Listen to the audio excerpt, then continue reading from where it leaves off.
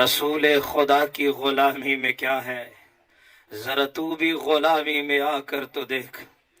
تا ته څه پته ده ستا پیغمبر خلکو په کاڼو باندې ویشتلی دی؟ تا ته څه پته ده هغه خېټه پورې تیږې تړلې دي؟ تا ته څه پته ده رحمتا للعالمین پیغمبر چې دې دنیا نه رخصت شو، موره به یې وایي موږ کره په ډیوه کې تیل نه و چې ډیوه م پې بله کړی وی، وایي ګاونډیانو نه م تیل قرض راواخیستل نو ډیوه م پې بله کړه. د معمول خلاف لګیاو په ناستې مونځ کو، ډېر په تکلیف به سجدې له لاړ، ډېر په تکلیف به راوچت شه. ابو هریره وایي ما تپوس وکړو یا رسول الله تاسو ته تکلیف دی؟ وایي سترګو مبارکو کې اوښکې راغلې. ما ته وایي ابو هریره 3 ورځې وشوې څه مې خوړلې نه دي، خېټه کې مې درد کېږي، د ولاړې طاقت نه لرم، ځکه په ناسته باندې مونځ کومه. تا ته څه پته ده هغه لوږې تېره کړي ستا د خاطره، د دې دین د خاطره، د دې اسلام د خاطره. بیبي عایشه وایي موره به یې وایي د شپې په تنهایۍ کې د کټ په دې بازو پسې دا خېټه مبارکه داسې مضبوطه کړې وه، بالکل الټه پروت دی. ما بې آواز وکړه یا رسول الله یا رسول الله تاسو ته تکلیف دی؟ وایي چې زما آواز یې واورېدو نیغ کېناستو. ما ته وایي عایشې د لوږې د لاسو خوب نه راځي. تا ته څه پته ده موبایل دې په لاس کې نیولی ټوله شپه دې د فیسبوک په بدنظرۍ کې تېره شوه. تا ته څه پته ده ګیره کې دې ډیزاین جوړ کړی دی، د پیغمبر سنت دې د خپو لاندې کړل. تا ته څه پته ده په خپل مخ باندې بلیډ راکاږې، د پیغمبر په زړه باندې چړې راکاږي، دومره یاد ساته. تا ته څه پته ده ہمارا لہو بھی شامل ہے تزین گلستان میں، ہمیں بھی یاد کر لینا چمن میں جب بہار آئی. تا ته څه پته ده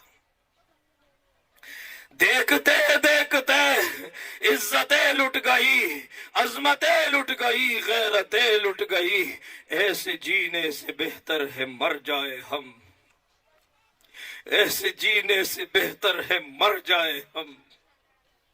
د وړې ماشومې عزت لوټ کېږي او بیا یې مړه کړي.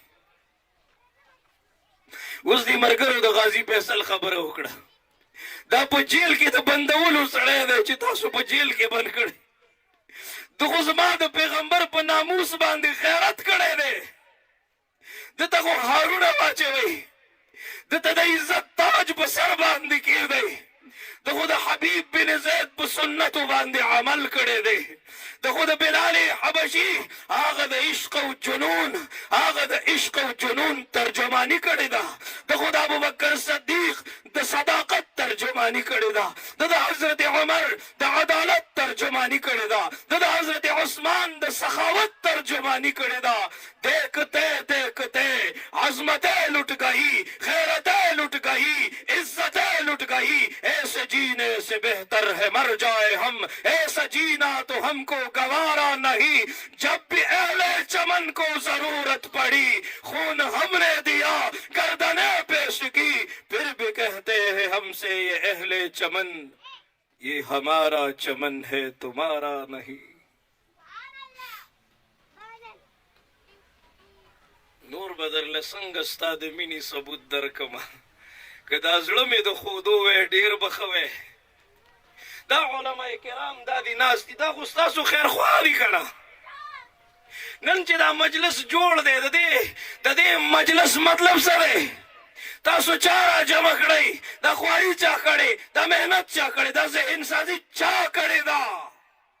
دې بچي ته دا پګړۍ چا په سر کړه، دا د عزت رومیال ورته چا په سر باندې اچولی دی؟ دوی ته په مدرسو کې خپلو مشرانو دا ښودلی دي، دا زندګي ورته ښودلې ده، دا د غیرت ژوند یې ورته ښودلی دی، دا د بل اوښکې وچولې ورته ښودلې دي. دوی سره مینه وکړئ، الله به در سره مینه وکړي.